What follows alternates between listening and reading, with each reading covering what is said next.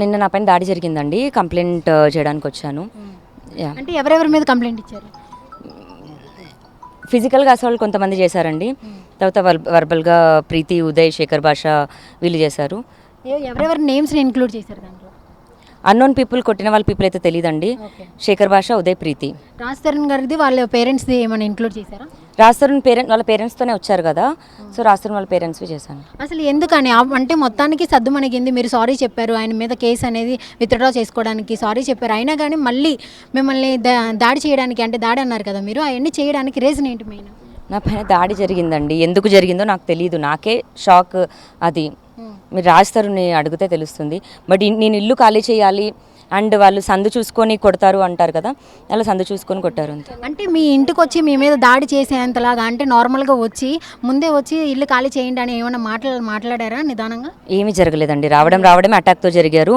నేను సారీ చెప్పిన తర్వాత నేను స్వయంగా వాళ్ళ పేరెంట్స్ని అప్రోచ్ అవ్వడం కానీ, నా ఫ్రెండ్స్తో అప్రోచ్ చేయడం కానీ చాలా ట్రై చేశాను. మెసేజ్ చేశాను, రాజుకి మెసేజ్ చేశాను, కో యాక్టర్స్తో చేపించాను. ఏది చేసినా సరే అతనికి ఇష్టం లేదు. బట్ అతనికి ఓన్లీ ప్రాపర్టీ పైనే ఉంది. నన్ను మళ్ళీ ఇప్పుడు కూడా అదే అడుగుతున్నాను. తను వచ్చి కూర్చొని మాట్లాడితే సాల్వ్ అయిపోయేదానికి తన అటాక్లు ఇదంతా చేస్తున్నాడు. మరి అది రాజే చేస్తున్నాడో, మధ్యలో శేఖర్ భాష చేస్తున్నాడో నాకు తెలియదు. మరి ఇప్పుడు పోలీసులను అయితే నేను అదే కోరాను, ఇందులో ఏముందని. ఎందుకంటే నిన్న నాకు జరిగిన దాడి ఇప్పటికి నాలుగైదు సార్లు నేను చెప్పడం జరిగింది శేఖర్ భాష పైన కూడా. ఇంటి వరకు వచ్చేసారు. ఇప్పుడు నెక్స్ట్ మరి ఇంకా నా ప్రాణమే ఇంకా అది.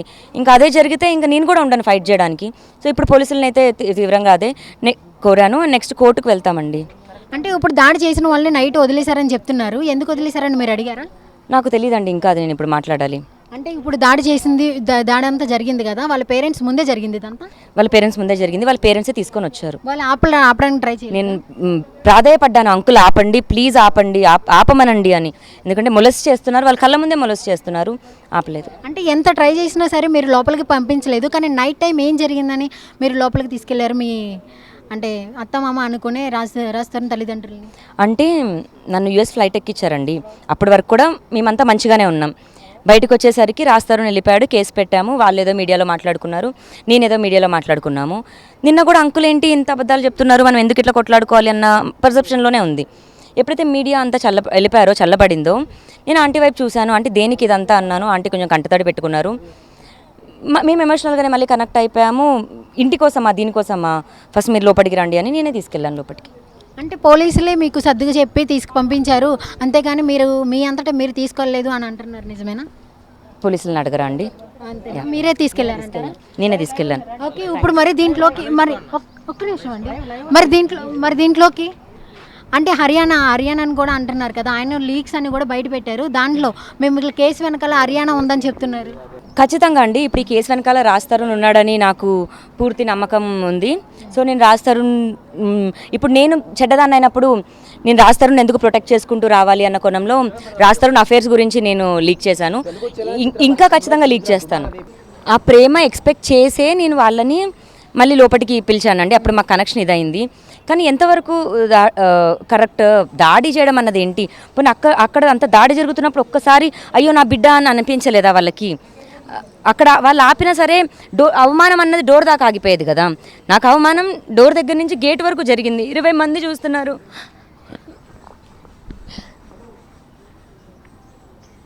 హరిచాను ఒక్కసారి ఆపమనండి అని ప్రైవేట్ పర్సన్ని మొలస్ చేశారు. కళ్ళ ముందు జరిగింది. నేను ఎలా క్షమిస్తాను రాస్తారు? నేను నిజంగా క్షమించను. ఈ చేత్తో అన్నం పెట్టాను, ఈ చేత్తో అన్నం పెట్టి చూసుకున్న మనిషిని ఇంత దారుణంగా ఖచ్చితంగా ఇంతకింతగా అనుభవించాలి. ఇది నా ఉసురు అంతా, ఇది నా ఏడుపు, ఇది నా పగ అంతా. ఇంకా అంటే ఏం ఎక్స్పెక్ట్ చేస్తున్నారు రాజధాని నుంచి? ఏం ఎక్స్పెక్ట్ చేయట్లేదండి. నిజం కావాలి, అతను వచ్చి క్లోజర్ ఇవ్వాలి. రేపటి నుంచి నేను తిండి తినకపోయినా సరే అదే ఇల్లు, అక్కడే ఉంటాను. నేను తిండి లేకపోయినా సరే అదే కోర్టు మెట్లు కూర్చుంటాను. కోర్టు నా కేసు నేను స్పీడప్ చేసుకుంటాను. రాజధానికి శిక్ష పడాలి, రాజధాని జైలుకి వెళ్ళాలంతే. లేదా నాకు సమాధానం అయితే చెప్పాలి. చంపేదేంటి, రోడ్డు లాగేదేంటి, కుక్కరా నేను? అంటే అంతమంది కమ్యూనిటీ, అంతమంది ఇళ్ళు ఉన్నాయి కదా, అంతమంది మధ్యలో అంతలాగా దాడి చేయడానికి మెయిన్ రీజన్ ఏమనుకుంటున్నారు? అంటే ఇప్పుడు కళ్ళ ముందు ఇక్కడెక్కడ జరుగుంటే ఎవరైనా ఆపేవాళ్ళేమో. వాళ్ళ కమ్యూనిటీనే, వాళ్ళ పీపులే. ఒక ఫోన్ కాల్ కొడితే ఇప్పుడు సీసీ కెమెరాలే ఆగిపోయినాయి వాళ్ళకి. నాకు సహాయానికి ఎవరు వస్తారు? ఇంత క్రిమినల్ పీపుల్ మధ్యలో నాకు ఉండాలని ఏం లేదు. అంటే ఇప్పుడు వాళ్ళ పేరెంట్స్కి మీరు ఆశ్రయం ఇచ్చారు, రాత్రి తీసుకెళ్లారు, ఇంట్లో పెట్టుకున్నారు, వాళ్ళతోనే కంటిన్యూ అవుతారా, స్టే చేస్తారా? ఉండడం అయితే అదే ఇంట్లో నేను ఉంటాను, ఉండడం అయితే అదే ఇంట్లో ఉంటానండి. ఎందుకంటే నాకు సమాధానం వచ్చే వరకు నేను వెళ్ళిపోయే తీరి చేయను. అంటే అక్కడే ఉంటే నాకు ప్రాణాలకి రిస్క్ అవ్వచ్చు, అంటే నేనే లేకపోతే నా కోసం అంటే ఎవరు ఫైట్ చేయాలి అన్నది కూడా ఉండొచ్చు. వెళ్ళిపోవాలన్నది నా పేరెంట్స్ దగ్గరికి. 18 ఏళ్ళు బతికాను, మళ్ళీ తీసుకోరా నన్ను, తీసుకుంటారు కానీ లేదు, రాస్తారు జైలు మెట్లు ఎక్కిన తర్వాత వెళ్ళిపోతానేమో ఇదే ప్రాపర్టీ నుంచి. ఇదే ఒకప్పుడు సమాధానం కూడా చెప్పాలి. రాజధాని మీద కేసు పెడుతున్నాను కానీ నువ్వు వస్తే నేను తీసుకుంటాను, నేను నిన్ను యాక్సెప్ట్ చేస్తానన్నారు. అప్పటి యొక్క లావణ్యకి ఇప్పుడు ఒక లావణ్యకి చాలా మార్పు వచ్చింది. దీనికి కారణం ఏంటి? అంటే ఎన్ని మాటలని భరించాలి నేను కూడా, ఎన్ని నిందలని భరించాలి.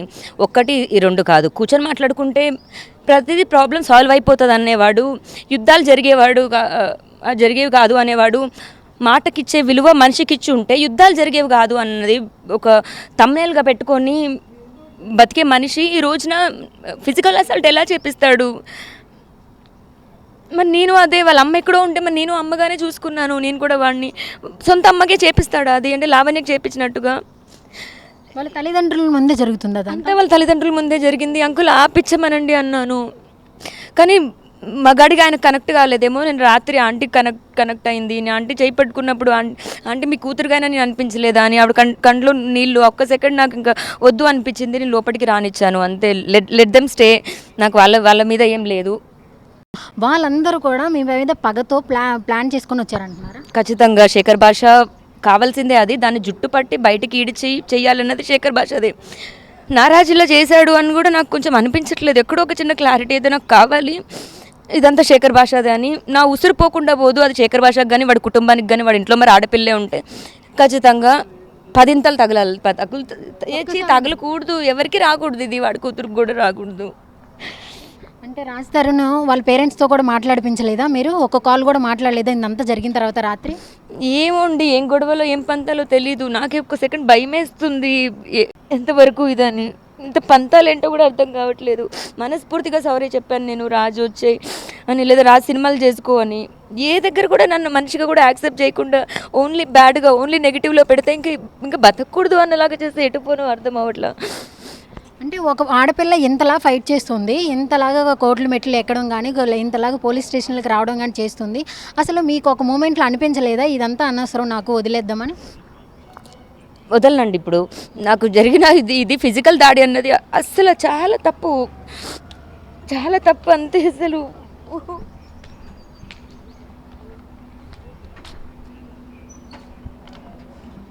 హర్యానాతో అలా మాట్లాడడం నిజమండి. మళ్ళీ కెరీర్ సెట్ చేసుకుందామని గోవా వెళ్ళినప్పుడు జరిగిన డిస్కషన్స్ అవి. కానీ నాకు 50 లక్షల కోసం నేను దీనికోసమే చేయలేదు. ఆ టైంలో రాజ్ తరుణ్ ప్రాపర్టీ కూడా ఇస్తా అన్నాడు. ప్రాపర్టీ కోసం కాదు నేను ఫైట్ చేసింది. నేను రాజ్ తరుణ్తో ఉండాలి, కావాలి అనుకున్నాను. బట్ రాజ్ తరుణ్ నాకు నువ్వు అంటే ఇష్టం లేదు అని అలా ఏమైనా చెప్పుంటే బాగుండేది. గొడవలు ఎందుకు అవుతున్నాయో తెలిసేది కాదు, ఇష్యూస్ అయ్యేవి. మరి రాజ్ స్ట్రగుల్ అయ్యేవాడా, మరి దేనికి అయ్యేదో కూడా తెలియదు. బట్ ఎండ్కైతే పోలీస్ స్టేషన్ మెట్లు ఎక్కేసి మళ్ళీ ఇంకెక్కొద్దు అనుకున్నాను నేను. మొన్న లాస్ట్ సారీ చెప్పాక అదే లాస్ట్, మీడియా అయినా లాస్ట్, పోలీస్ స్టేషన్ అయితే లాస్ట్ అనుకున్నాను. మళ్ళీ ఎక్కాల్సి వచ్చింది. అంటే హర్యానా మీ ఇంటికి వచ్చి మీరు లేని టైంలో మీ బ్రదర్తో కూడా తను కూడా మోసపోయాను రాజ్ తరుణ్ చేతిలో అని చెప్పినట్లు మీరు చెప్తున్నారు. మరి అదెంతవరకు నిజం? నిజంగా చెప్పిందండి, నిజం. అది నాతోనే చెప్పింది. తన ప్రెగ్నెన్సీ స్టోరీ కూడా ఏదో చెప్పింది. నేను ఇప్పుడు జరుగుతున్న దాంట్లోని లావణ్య ఒక్కతే తప్పు అని ప్రూవ్ చేయడానికి ట్రై చేస్తే, లావణ్య అయితే ఇష్యూని ఇంకా ఆపదు. ఇంకా నేను కూడా నా లైఫ్ అంతా కూడా నేను కూడా మీడియాలోనే ఉండే అందరి తప్పుని నేను ప్రూవ్ చేసుకుంటూనే చేస్తాను. ఇంకా శేఖర్ భాష కూడా అదే చేస్తున్నప్పుడు ఇంకా నేను కూడా అదే చేస్తేనే కదండి.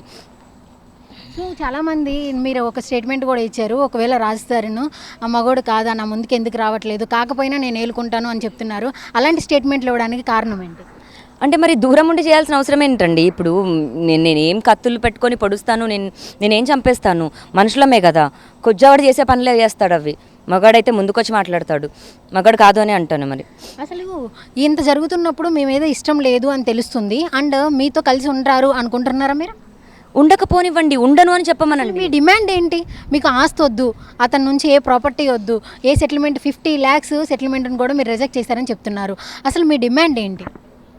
2009లో స్టార్ట్ అయిన ఇది 2012లో ఐ లవ్ యూ అలా చెప్పాడు. 2014లో పెళ్లి చేసుకున్నాము. పెళ్లి చేసుకున్నప్పుడు కూడా నా రాజు నా బుడ్డి అలా స్టార్ట్ అయిన మా ప్రయాణం. ఇంకా ముసలోళ్ళమైనా సరే అంటే ఒక 40-50 years తర్వాత కూడా ఎక్కడో మౌంటైన్స్ దగ్గర ఎక్కడో ఉంటాము. ఇప్పుడు చూసుకున్నట్టే నా రాజుని అప్పుడు చూసుకుంటాను. అదే నేను నమ్మేసి అదే నా మైండ్లో ఉండిపోయి బతుకుతున్నాను. ఈరోజు అన్న దగ్గర రాజు లేడు అన్నది యాక్సెప్ట్ చేయలేకపోతున్నానేమో. పోనీ ఏమో డిమాండ్ ఏంటి అంటే ఇంకా లేదు అన్నది మనం చెప్పాల్సింది, లేదా 10 ఏళ్ళ తర్వాత నేను నిన్ను వదిలేస్తాను అని చెప్పాల్సింది. 10 ఏళ్ళ వరకే నేను కూడా ఫిక్స్ అయ్యేదాన్ని కదా. నాకెందుకు నువ్వు ముసలోళ్ళ వరకు తీసుకెళ్ళావు?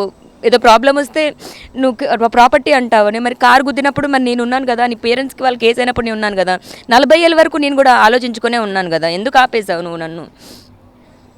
అంతే, నాకు అంతకుమించి ఏం లేదు. రాజ్ తరుణ్ మీ ముందుకు వస్తే ఏం క్వశ్చన్లు అడుగుతారు? ఏం అడగను,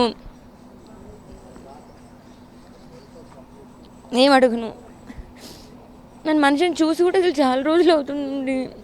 మేబీ గొడవ అంతా కూడా చూడలేకపోతున్నాను అన్నదానికి గొడవ కూడా ఏంటో కూడా అర్థం కాదు. వద్దకపోయింది, ఒకసారి చెప్పలేడా? ఇందాక ఎంత కోపంగా ఉన్నాను, ఇప్పుడు ఏడు చేస్తున్నాను. నా ఎమోషన్స్ నాకే. లేదు, నాకు ప్రాపర్టీ వద్దు, నాకు ఏమొద్దు. మనం ఎట్లా పుట్టినామో అట్లనే పోతాం. నేను నా సిద్ధాంతాన్ని నమ్ముతాను. రాజ్ తరుణ్ ప్రేమ అని చెప్పి నాకు చెప్పిండు, అది లేదు కదా చెప్పేసిపో. నాకు కూడా కొంచెం మర్యాద ఇచ్చిపో, నేను కూడా బతకాలి. నన్ను చెడ్డదాన్ని చేసి నువ్వు పెట్టినప్పుడు నువ్వు మంచోడివి అని నువ్వు ఇదేసుకోకు. అందరిది ఎంత ఉందో అందరిది రాని, లావణ్య ఒక్కతే చెడ్డది కాదు. అందరిది తప్పు ఉంది, అందరిది చెడు ఉంది, అందరిది రాని. అదే ఇంట్లో ఇంకొంతమందిని తీసుకొచ్చి లివింగ్ లో పెట్టిస్తాను అని పర్మిషన్ మిమ్మల్ని అడుగుతున్నట్లుగా కొన్ని వినిపించినాయి. అది అడుగుతున్నాడు అండి, అడిగాడు. అంటే ఇప్పుడు ఒక్కొక్క పిల్ల కావాలి తెచ్చుకుంటాడు, ఇంకొక పిల్ల కావాలి తెచ్చుకుంటాడు. ఏదన్నా రాజు నన్ను అడిగినప్పుడు నిన్నో చెప్పేదాన్ని కాదు. అలా హర్యానాను కూడా తెచ్చుకుంటాను అన్నాడు. కాకపోతే హర్యానా అప్పటికి నేను లేను. వాళ్ళ వాళ్ళు బతుకుతున్నారు. రాజస్థాన్ వాళ్ళ పేరెంట్స్ కూడా హర్యానాతో మాట్లాడుకుంటున్నారు. కానీ కుక్కలొద్దు అని కండిషన్ పెట్టింది ఆమె. నాకా ఇన్కమ్ సోర్స్ లేదు, నేను ఆ కుక్క పిల్లని తీసుకొని ఎట్టెళ్ళను. అప్పుడు జరుగుతున్నది, అప్పుడు కష్టం అప్పటిదే. నేను అప్పుడే పరువు తీయాలనుకుంటే అప్పుడే తీసేదాన్ని కదా. ఇంక ఈ రోజు కూడా నేను తీసింది ఫిజికల్ దాడి జరిగిన తర్వాత. ఇంకా నాకు తప్పక నేను తీసాను అంతే. ఇప్పుడు ఇవాళ నుంచి ఇంకా తీస్తాను.